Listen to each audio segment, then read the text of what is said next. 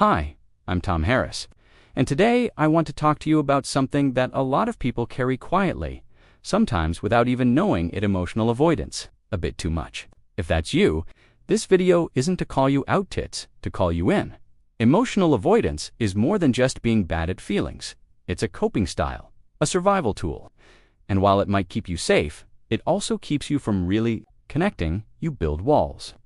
Not because you hate people, but because somewhere along the way, connection stopped feeling safe. In the next few minutes, we're going to explore where those walls came from, how they protect you, and spoiler alert, how they also trap you. But first, let's go back to where it all started. Asterisk, you didn't just wake up one day and decide to avoid emotions. That's not how it works. Emotional avoidance often starts way back when you were just a kid. You see, children aren't born avoidant, they learn it. And they usually learn it in homes where emotions weren't seen as safe, welcome, or understood. Maybe your parents weren't emotionally available, or maybe they only paid attention to you when you were quiet, well-behaved, and not causing any trouble. So, you figured out that being emotional didn't get you love it, got you silence, scolding, or being ignored. Slowly, you adapted. You shut down. Kids grow up around chaos, fighting, yelling, tension in the air so thick you could feel it in your chest.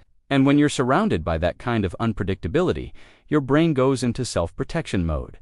It decides, feelings equals danger. Better shut those off. That's not weakness, that's survival. The problem is, those emotional habits don't magically disappear when you grow up. They come with you into your friendships, your relationships, your work life. And suddenly, avoiding emotions isn't just protection, it's isolation. Asterisk, you probably didn't even notice when it started. One day, you just stopped talking about how you feel. You laughed things off. You kept conversations surface level. You became the strong one, the chill one, the one who's fine. And little by little, you built emotional armor. But here's the twist: it's invisible. People can't see it, but they feel it. They sense that wall when they try to get close. They sense that you're there, but not really there. You've trained yourself to hide behind logic, humor, or distraction. Because if you don't get too deep, you can't get hurt, right? This armor helped you once. Maybe it kept you from getting overwhelmed in a house where no one knew how to handle emotions, felt chaotic. But now, that same armor is stopping you from feeling joy, trust, love, the real, deep kind.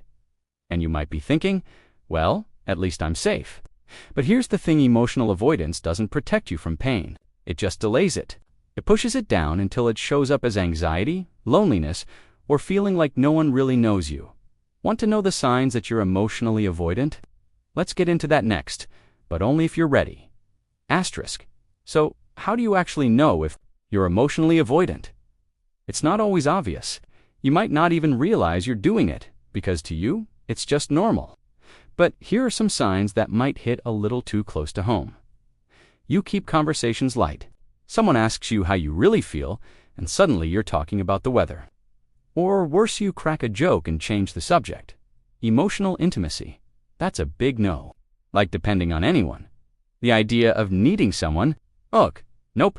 You'd rather carry everything on your own back than risk being let down. You keep your problems to yourself because you don't want to be a burden. Another clue, you shut down in conflict. Someone raises their voice or gets emotional, and your brain is like, we're out. You either go completely silent or find a reason to walk away.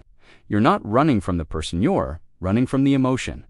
And here's a fun one: you hate texting back right away. Why? Because a part of you panics when someone gets too close.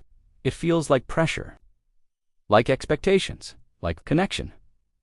Okay, now let's loosen things up for a second. Because if you relate to that last one, you're not alone. And it's kind of funny. Asterisk. All right, let's be real for a second. You ever get a sweet, thoughtful message, and instead of replying, your brain goes, let's just stare at it for 3 days and panic silently? Yeah, that's emotional avoidance in action, and it's kind of hilarious once you see it. It's not that you don't care, you do care. A lot, actually. But the moment someone gets too emotionally close, your brain treats it like a threat. Suddenly, your phone feels 100 pounds heavier.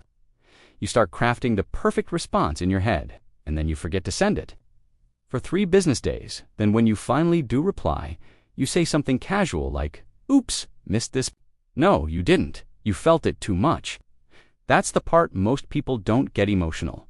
Avoidance isn't about not feeling, it's about feeling too deeply and not knowing what to do with it. Funny, yes. Sad, a little relatable. Definitely asterisk. So, what's really going on behind those emotional walls? Why do some people seem to need space the moment things get real?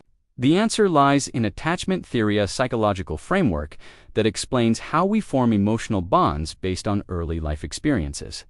If you're emotionally avoidant, this means at some point you learned that depending on others wasn't safe. Maybe love felt conditional. Maybe comfort wasn't consistent. Don't get hurt. Your nervous system actually adapted to expect rejection or disappointment. So when someone tries to offer closeness, your body responds like it's under attack. Like danger, avoidant people often pride themselves on being independent. But here's the thing, there's a difference between healthy independence and emotional isolation. One is freeing. The other is lonely. Your brain was just trying to protect you.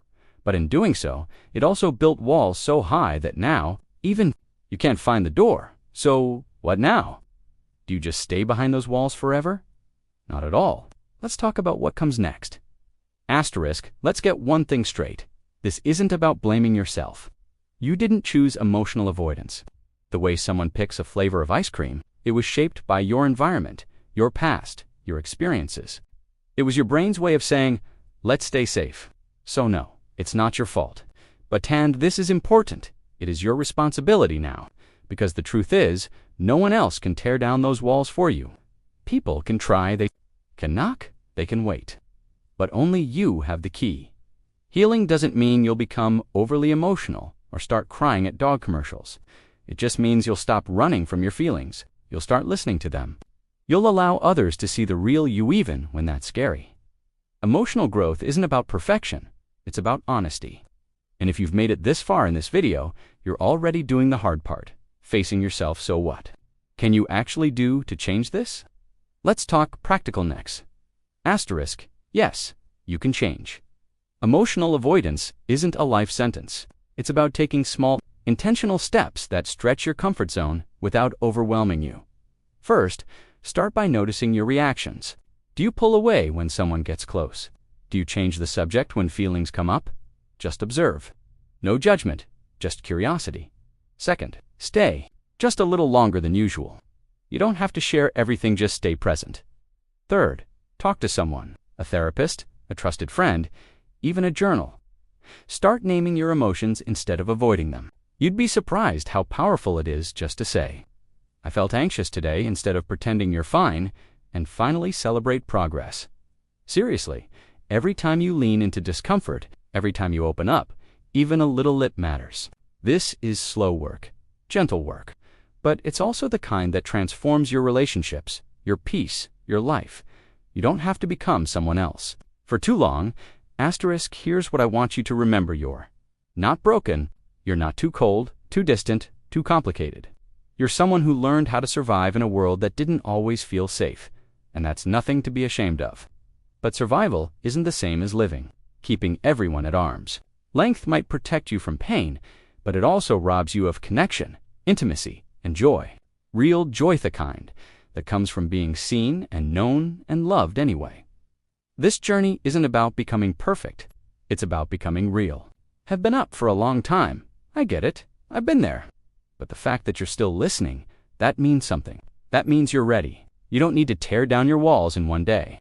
You just need to find the door and start walking through it. I'm Tom Harris. And if this hit home for you, you're not alone. You never were.